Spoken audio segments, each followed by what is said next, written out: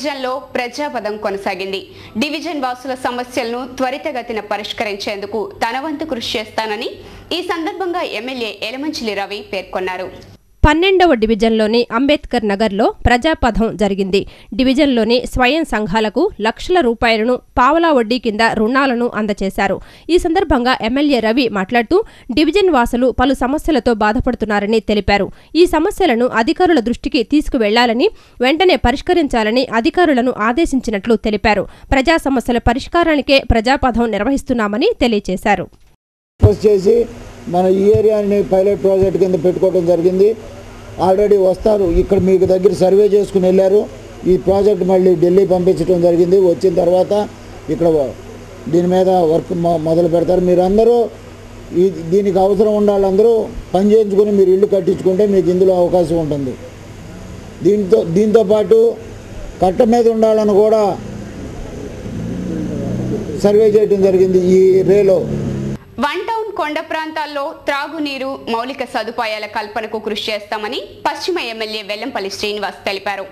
ప్రజాపథంలో కొండ ప్రాంత వాసులు ఎదుర్కొంటున్న అనేక సమస్యలు వెలుగు చూశాయని ఆయన తెలిపారు. అధికారులతో చర్చించి ఈ సమస్యలన్నింటినీ త్వరితగతిన పూర్తి చేస్తామని ఆయన స్పష్టం చేశారు. ప్రజాపథంలో భాగంగా పశ్చిమ ఎమ్మెల్యే వెల్లంపల్లి శ్రీనివాస్ 34వ డివిజన్ పరిధిలోని కొత్తపేట కొండ ప్రాంతంలో విస్తృతంగా పర్యటించారు. ప్రజలను కలుసుకుని సమస్యలు అడిగి తెలుసుకున్నారు. అనంతరం ఎమ్మెల్యే వెల్లంపల్లి శ్రీనివాస్ మాట్లాడుతూ వన్ టౌన్ కొండ ప్రాంత ప్రజలకు మౌలిక సదుపాయాలు కల్పిస్తామని తెలిపారు. కొండ ప్రాంతాల్లో యూజీడీ పనుల వల్ల ఉన్న మెట్ల మార్గాలను తొలగించడంతో స్థానికులు పడుతున్న ఇబ్బందులను కలెక్టర్ దృష్టికి తీసుకెళ్లామన్నారు. ప్రత్యేక అనుమతితో ఇసుక తెప్పించి మెట్ల మార్గాలు పూర్తి చేయిస్తామని ఆయన వివరించారు. అలాగే త్రాగునీటికి కూడా కొండ ప్రాంత వాసులు అవస్థలు పడుతున్నారని, ఈ సమస్యలపై అధికారులతో చర్చించి పరిష్కరిస్తామని ఆయన వివరించారు. వారికి మ్యాక్సిమం 15 రోజుల నుంచి 20 రోజుల లోపల మెట్లన్నీ కూడా రన్నింగ్ ఇచ్చే విధంగా వాళ్ళకి కృషి చేస్తామని తెలియపరుచుకుంటున్నాం.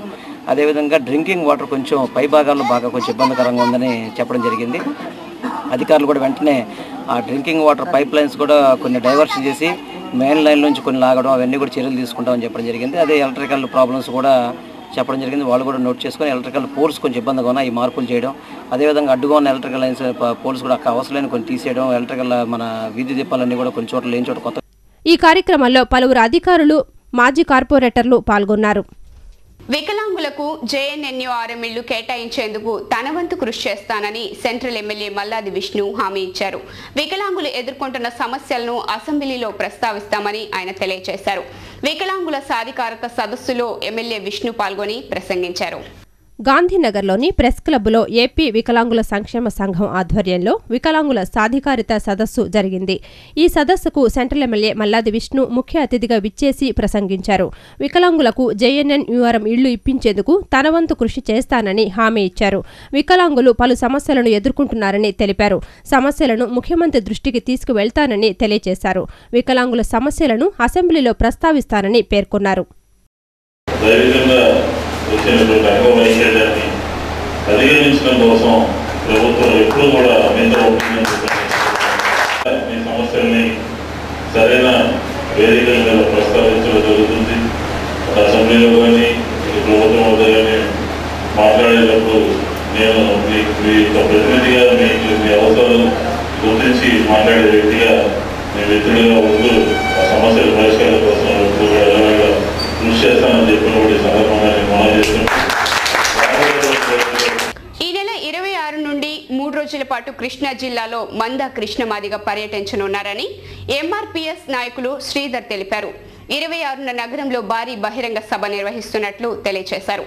ఎస్సీ వర్గీకరణ వెంటనే చేపట్టాలని ప్రభుత్వాన్ని డిమాండ్ చేశారు. గాంధీనగర్లోని ఎంఆర్పీఎస్ కార్యాలయంలో ఏర్పాటు చేసిన విలేకరుల సమావేశంలో తిరుగుబాటు యాత్ర పోస్టర్ని ఎంఆర్పీఎస్ నాయకులు ఆవిష్కరించారు.